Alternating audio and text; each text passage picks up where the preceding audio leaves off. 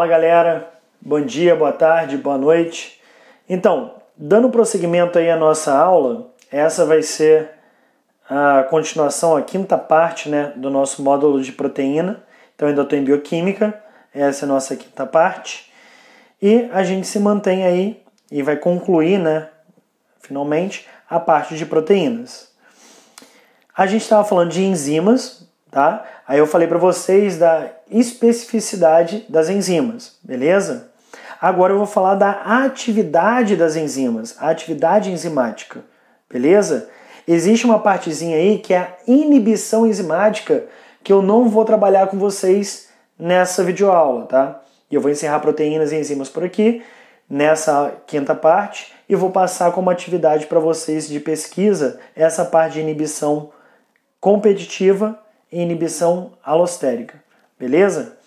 Então vamos lá. A atividade enzimática é o quão eficiente vai ser o funcionamento da enzima, ou seja, o quanto eu tenho de reação enzimática acontecendo.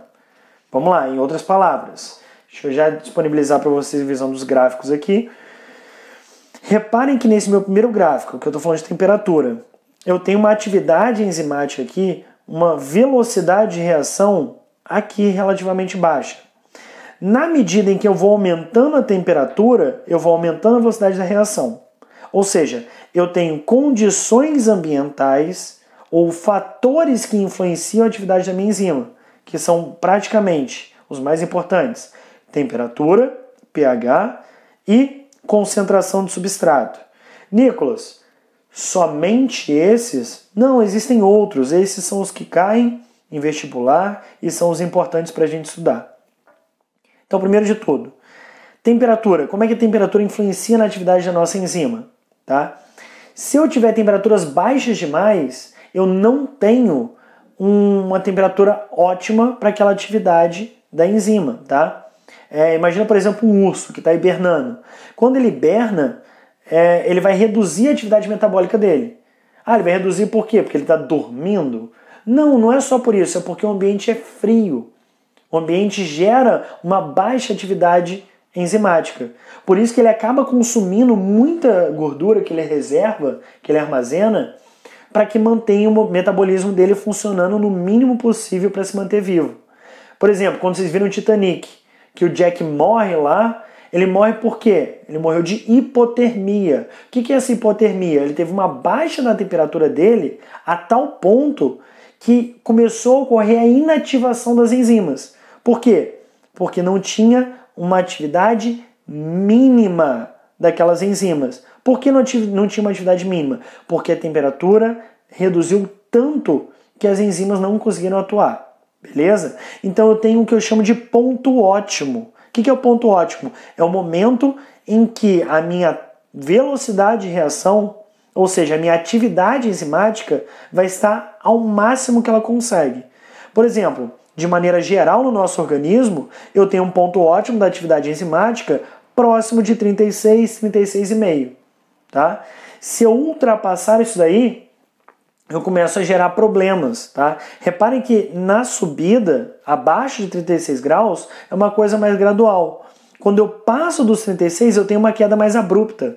Então, quando você fica com febre, e sua febre, passa dos 40 graus, é extremamente preocupante porque pode gerar problemas nas suas proteínas e enzimas, o que é chamado de desnaturação. Elas perdem a forma. E lembre-se que se eu altero a forma da minha proteína, eu perco a função dela. Por quê? Vocês viram isso quando eu falei de estrutura da proteína e quando eu falei também de identidade da proteína. Se eu altero um aminoácido, se eu altero a quantidade de aminoácido, ou se eu altero a ordem do aminoácido, eu já perco a função da proteína. Imagina se eu altero a estrutura dela como um todo.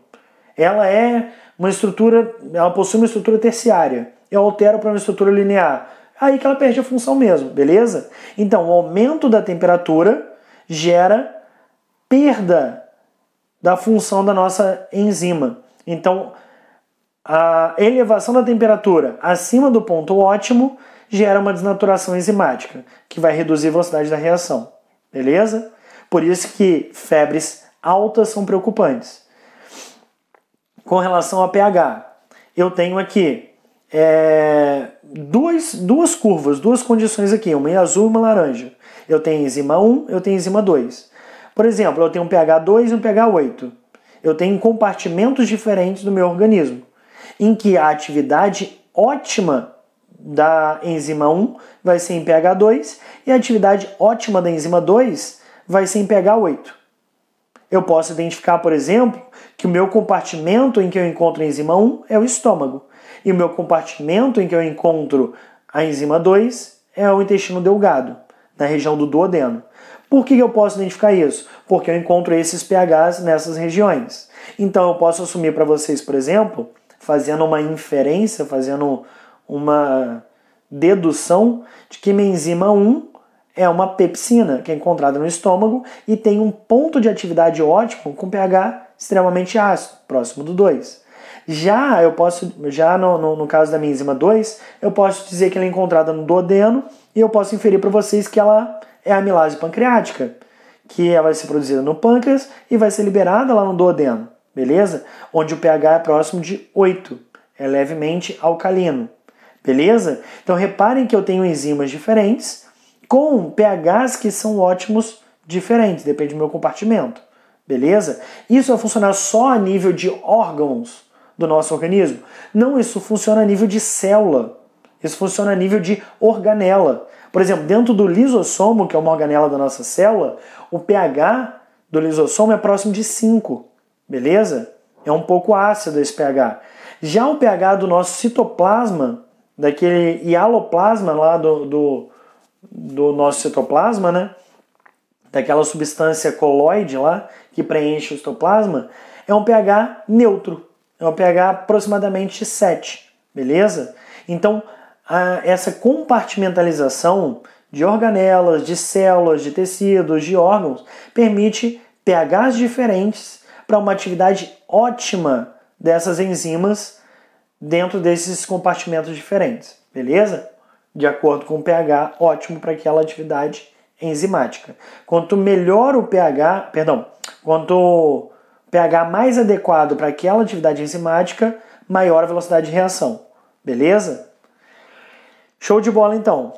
O nosso próximo aqui, critério, vai ser a concentração do substrato. Lembrando, substrato é sobre quem a enzima age, beleza? A maltose é o substrato da ação da maltase. Então, se eu tenho baixa concentração de maltose, eu vou ter uma baixa atividade dessa nossa reação, uma baixa velocidade dessa nossa reação, beleza? Por quê? Porque se eu tenho 10 maltoses, por mais que eu tenha 1000 maltases, elas vão acontecer na velocidade mais rápida que pode, que vai ser reduzida porque o meu número de substrato é reduzido, porque a minha concentração de substrato é reduzida.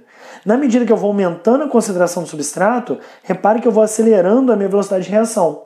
Por quê? Se eu tenho 10.000 maltases, se eu tenho 10 maltoses, para a ação de 10.000 maltases, eu tenho uma velocidade equivalente à concentração do meu substrato.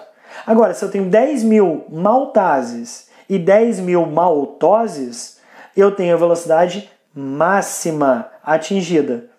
Essa velocidade máxima atingida vai chegar a um platô, vai chegar a um limite. Esse limite vai estar relacionado ao quê? Ao número de enzimas, a quantidade de enzimas.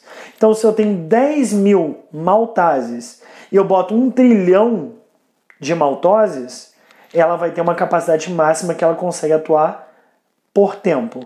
Então, eu atingo aqui um platô, uma estabilização, a capacidade máxima de reação naquele momento, beleza? De acordo com a minha quantidade de enzima disponível. Nicolas, se eu aumentar a quantidade de enzima disponível, eu vou aumentar um pouco mais a velocidade. E a minha capacidade máxima vai ser deslocada para cima. Se eu reduzo a quantidade de enzima, eu vou reduzir a capacidade máxima. E ela vai ser deslocada para baixo. Beleza? Tranquilo essa parte aqui, atividade enzimática? Então, eu vou para um outro ponto que é extremamente importante, que é a desnaturação, que eu falei para vocês aqui de desnaturação, falei numa aula anterior, mas o que é a desnaturação? É a alteração da conformação estrutural da molécula. Ou seja, eu tenho uma proteína que perdeu a sua forma.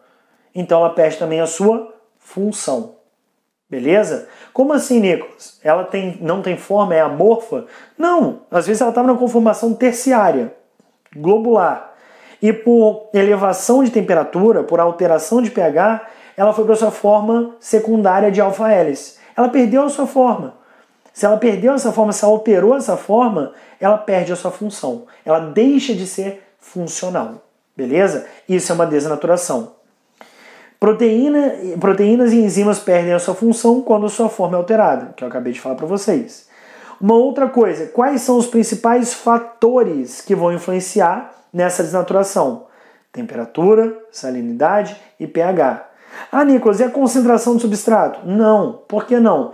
Substrato é sobre quem a enzima age.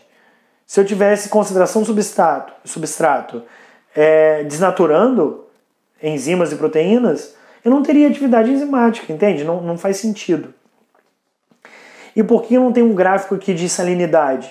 Porque isso daí vai ser mais característico para organismos que vão viver em ambientes com diferentes salinidades. Por exemplo, existem bactérias que são chamadas de halófitas, que são arqueobactérias, que vivem em lagos hipersalinos.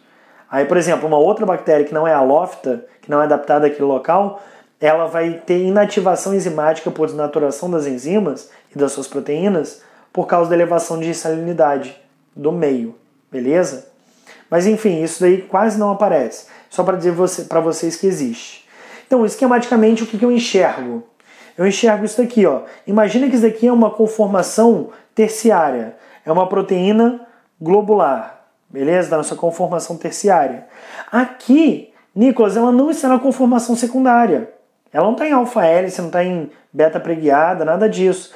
Muito menos na sua conformação primária linear. Não está. Mas ela perdeu a forma que ela tinha. Ela sofreu uma pequena alteração que já garante a perda da forma. Se ela perdeu a forma, ela vai deixar de executar a sua função. Tá? Isso ocorre porque aumentou a temperatura, variou, aqui é um delta, tá? Variou a temperatura, variou a salinidade. Beleza? Nesse nosso caso, eu tenho um ovinho aqui, isso era para ser um ovo, tá? E aqui eu tenho um ovinho fritinho. Então, com o aumento da nossa temperatura, estou fritando um ovo, ele vai alterar a sua cor, o seu sabor e a sua textura.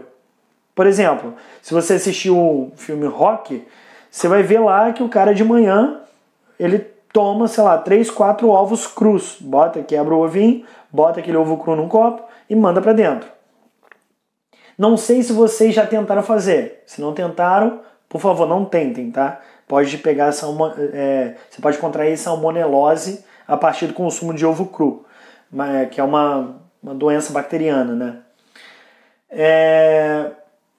Mas enfim, por que eu estou falando isso? Porque o sabor, a cor e a textura desse meu ovo cru vai ser diferente do sabor, da cor e da textura do meu ovo frito ou do meu ovo cozido. Por quê? Porque as proteínas que compõem esse meu ovo, quando você aumenta a temperatura, elas são desnaturadas. Essa desnaturação altera a cor, sabor e textura. Beleza? Num caso de um bife, sei lá, você pegou uma picanha, você vai fritar um bife de picanha, vai alterar a cor, sabor e textura. Beleza? Antes, quando estiver crua, para depois, quando estiver frita.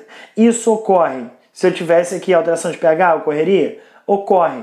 Por exemplo, você consegue ver isso daí quando você fala de comida japonesa. Você pega um salmão, aquele sashimi de salmão, né, cruzinho, e você pinga vinagre nele, ou você pinga limão nele. O vinagre e o limão tem substâncias ácidas na sua composição, né? Que vão gerar a alteração da cor, do sabor e da textura. Tá? Vai ser uma baixa alteração? Vai ser uma baixa alteração, porque não são ácidos fortes. Mas se fosse um ácido mais forte, teria uma alteração mais perceptível. Tranquilo isso? Uma coisa importantíssima. Em certas situações, a desnaturação pode ser reversível. Tá? Aí eu chamo de renaturação. Como assim? Por exemplo, no caso onde a gente está febril, a gente começou a aumentar a temperatura do nosso corpo, 37, 37,5, 38, a gente vai lá e toma um remédio para controlar a temperatura do nosso corpo. A gente tomou a dipirona. O que acontece?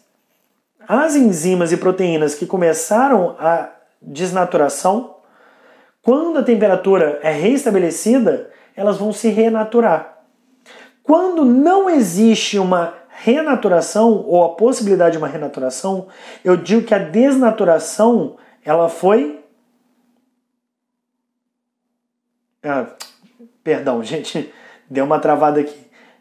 Quando eu digo que a desnaturação ela não permite uma renaturação, ela é chamada de irreversível, tá? O que isso quer dizer? Isso quer dizer que se eu elevo muito a temperatura, se eu altero muito...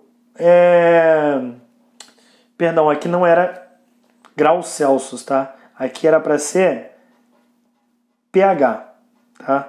Variação de pH. Então, se eu elevo muito a temperatura, se eu altero esse pH para ácido ou para básico, dependendo do pH ótimo daquela enzima, daquela proteína, se eu altero muito a salinidade, o que acaba acontecendo? Eu tenho uma desnaturação. Mas se eu alterei muito esse critério, eu vou ter uma desnaturação irreversível. Beleza? Nicolas, no caso, por exemplo, de azia. O que é azia? Eu tenho um ambiente extremamente ácido no meu estômago, tá? Quando eu tenho excesso de enzimas em um ambiente extremamente ácido, eu acabo atuando... essas enzimas acabam atuando sobre a parede, o revestimento interno do nosso estômago. Isso vai dando aquela sensação de ardência, de queimação. Quando a gente toma aí um sal de fruta, a gente toma aí uma coisa que é para controlar essa azia, o que ele faz? Ele torna o pH do estômago um pouco menos ácido, né? Um pouco mais básico, mais alcalino. E com o passar do tempo, você vai ver que se você não descobrir a causa dessa azia, ela vai poder voltar, beleza? Por quê? Porque existe uma renaturação, beleza? Não é toda desnaturação que consegue renaturar. Existem desnaturações que serão irreversíveis. Quando eu alterar extremamente esses nossos critérios ou quando a desnaturação for por um tempo muito prolongado. Beleza? Vou fechar por aqui. Também ficou uma aula mais extensa, de 18 minutos aí. Mas fechamos aqui a nossa quinta e última parte desse nosso módulo de proteína. Lembrando, faltou a parte de inibição enzimática, inibição competitiva e não competitiva, tá? Essa parte eu vou deixar de fora e eu vou pedir para vocês aí uma pesquisa desse tema, a respeito desse tema. E qualquer dúvida a gente tira na nossa videoconferência. Valeu, galera! Grande abraço e bons estudos!